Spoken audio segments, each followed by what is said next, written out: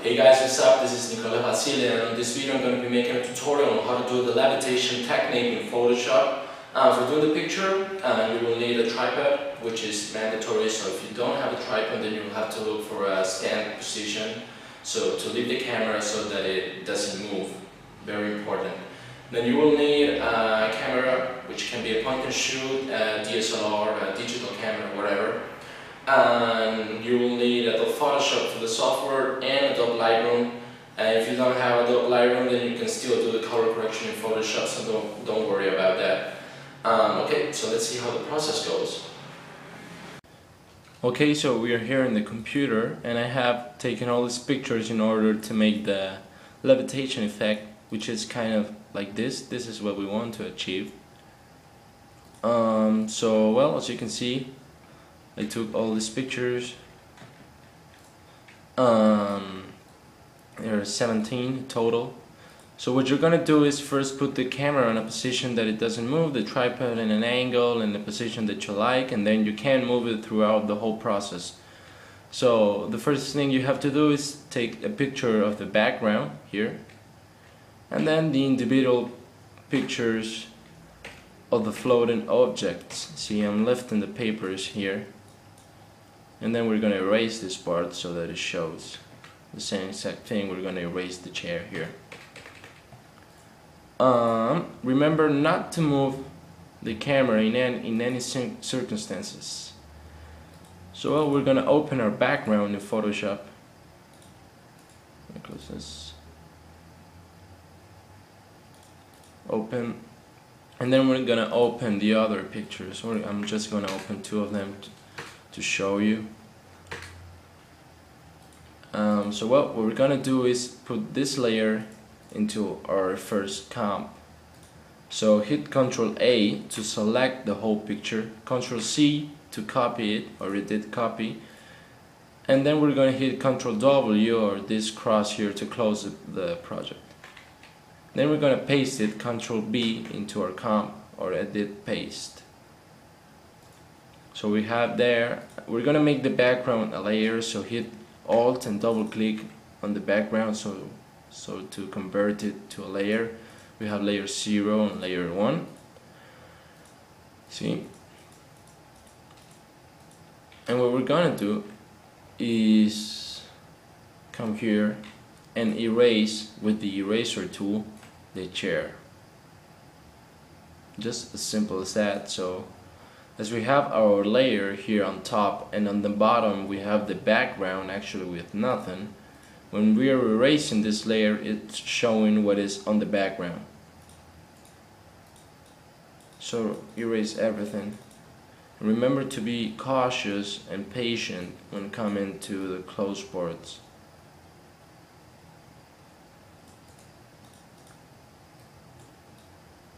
Then with a soft brush, small soft brush, erase.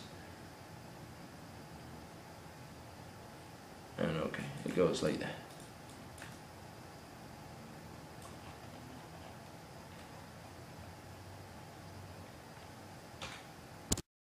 Alright, so here's actually the layer erased. I don't know why I disabled that. So we have our chair erased here. And now I'm gonna paste this document into the other. So do the same, Ctrl A, Ctrl C, Ctrl W, and Ctrl B. So here is paste. And what we're gonna do is erase the part of the image that we don't want. So erase all of this. So it's showing the layer beneath it.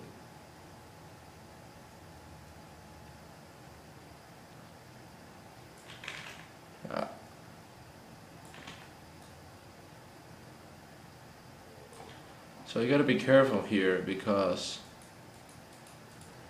if I erase too much it's gonna show actually the paper there. So what I'm gonna do is erase up to here, and I'll have to erase that there.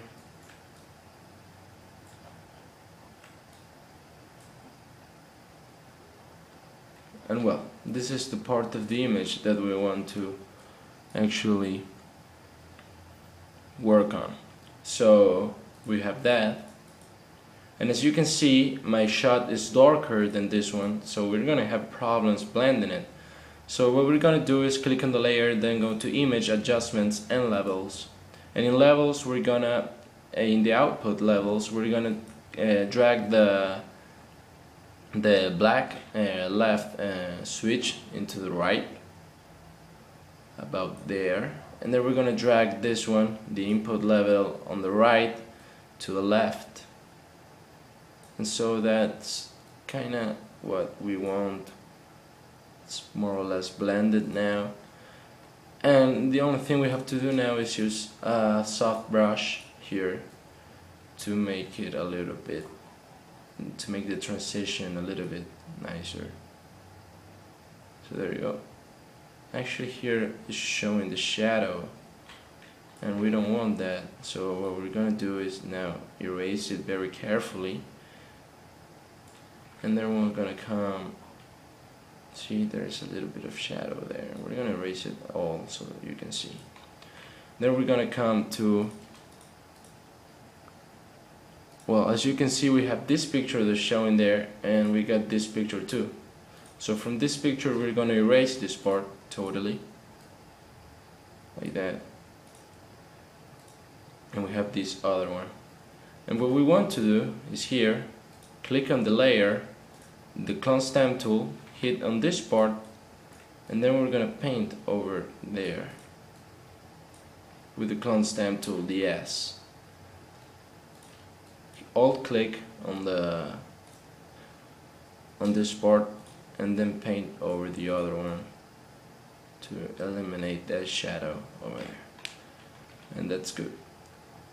And what we're gonna do now is on this layer, layer 2, we're gonna erase the fingers and stuff. But when we erase the fingers, you can see that I am erasing the paper too, because I'm grabbing the paper with the fingers. So what I'm gonna do is actually erase this part straight here, and the paper form is still there, but we have the finger on it. So what we're gonna do is use the clone stamp tool again, alt click here on the paper, and then we're gonna paint over it to fix it.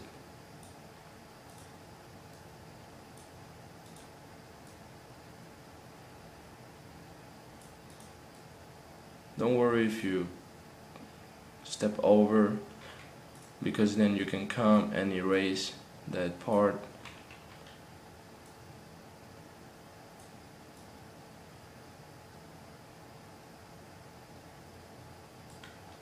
And well, that's it. It's fixed now. We don't have the fingers and we have our paper lifted.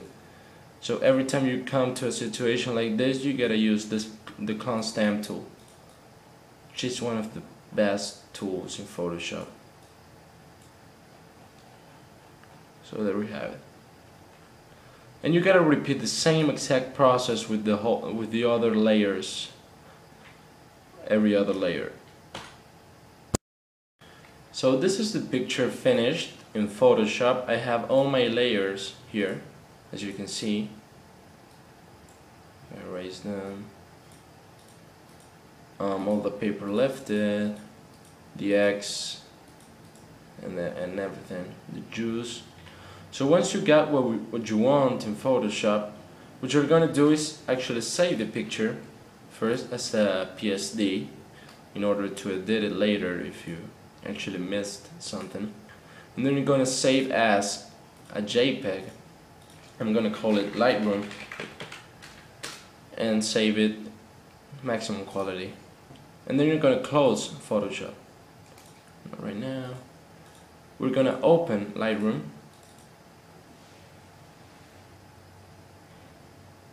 and what we're gonna do now is import to our library the picture we just saved.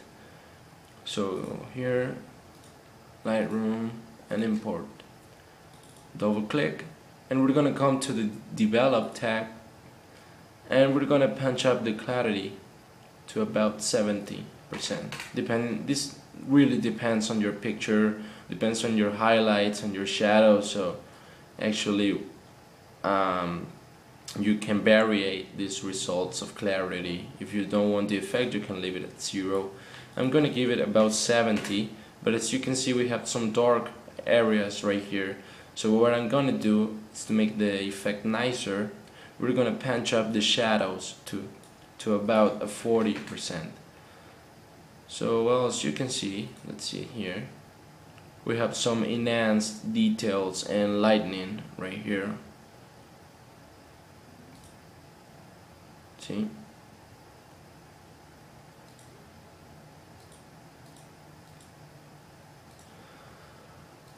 Okay, and also I'm gonna put the highlights in about 20 or something. And the only thing left I'm going to do is to add some split toning.